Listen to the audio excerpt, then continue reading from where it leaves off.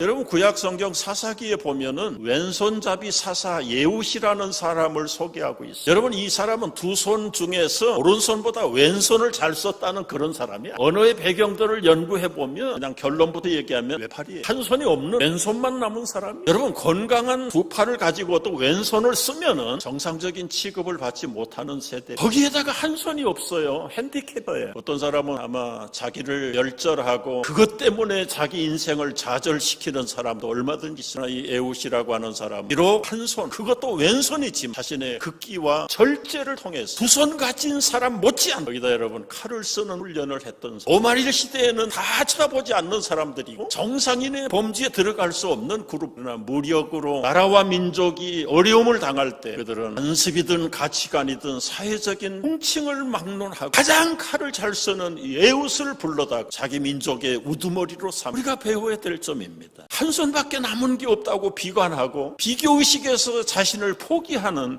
그런 삶을 살았더라면 불행 플러스 큰 불행이죠. 좌절이죠. 그러나 예웃은 오히려 남들이 갖지 못한 특별한 특수 상황 속에서 자신을 갖고 감으로 오히려 민족의 리더가 될 수 있었다는 사실. 역사에 이름을 날리는 사람들 보면 대부분 다 컴플렉스를 가지고 있는 사람들이. 나폴레옹은 평균치보다 훨씬 미치지 못하는 작은 키가 그 허약한 몸이 도리어 유럽을 정복할 수 있는 영웅이 되었던 것이죠. 헬렌 켈러는 듣지도 보지도 말하지도 못하던 삼중고를 가진 사람이 작가요, 교육가요, 사회주의 운동가로 수백 년이 지난데도 지금도 우리에게 도전하고 있어요. 어려운 이민생활 살아가면서 여러분 크고 작은 좌절, 실망 얼마나 많아요. 토론토에서 목회할 때 우리 성씨가 특별하세요. 설씨세요. 설집사님이라는 분이 계시는데 이분은 한국의 재벌집의 아들입니다. 설씨 가문하면 여러분 아실 만한 분들은 아실 거예요. 초창기에 냉장고 만들고 대한제본 만들고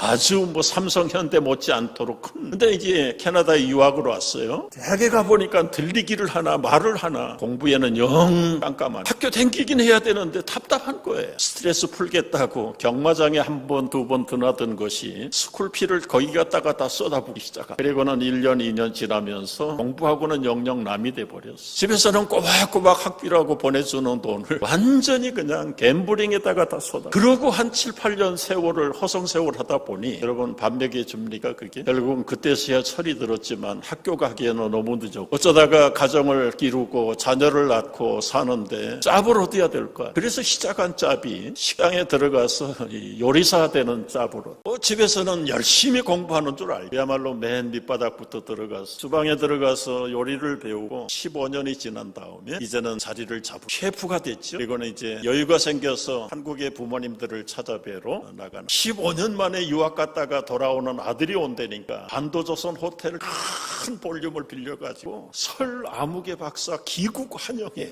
기자들이 오고 아버지 저도 박사도 아니고 석사도 아닙니다. 학사도 아닙니다. 이실 짓고 한 거죠. 그래서 너 지금 박사도 아니고 뭐라니 호텔에 주방장이 야 이놈아 아무 소리 하지 마 아무 소리 하지 마. 누가 시킨 것도 아닌데 갔다가 그냥 자기를 박사라고 붙여놓고 환영회 한다고 그러는데 얼마나 속으로 가스롭겠어. 거창하게 박사 환영회를 마치고 돌아와서 하는 소리입니다. 그 박사 해분들 뭐래. 자기는 5스타 호텔에 지금 가장 높은 셰프인데 만약에 자신의 그 타락한 마음 제길로 걷지 못했던 젊은 날들의 외도 그거 비관하다가 아마 알코올릭이나 아니면 들어가다가 인생을 마치는 사람도 얼마나 많아. 뒤늦게라도 이분은 자신의 삶을 새롭게 외도 수정을 하고 공부는 아닌 대로 참 그 딸들 둘 낳고 오손도손 재밌게 살 자기가 가지고 있는 짭이 얼마나 프라우드한. 저는 그걸 보면서 아마 그 집의 후손들은 지금도 박사인 줄 알겠죠. 박사는 박사죠. 후계 아주 전문가고 여러분 우리의 약점이 강점으로 바꿔야 돼요. 이건 신앙하고는 관계도 없어. 세상 사람들이 다 그렇게 처세하고 자기 인생을 바꿨던 사람이 얼마나 많은지. 두 번째 약점을 가진 사람들을 돈 가지고 해결하지 못하는 것들은 예수님 앞에 가지고 나와요. 노력으로도 안 되는 것을 맨날 병원 쫓아다니고 변호사 쫓아가봐야 해결하지 못하는 것을 이것은 오로지 예수님에게만 가지고 나와요. 문제들이 학교가 돈 가지고 자기 키를 내릴 것 같으면 100번 1000번 하고도 남았겠지. 그러나 그게 돈으로 해결이 되지 않는 걸 알고 그것이 예수님이 자기 동네 오신다는 소문을 듣고 자기 인생에 뭔가를 하다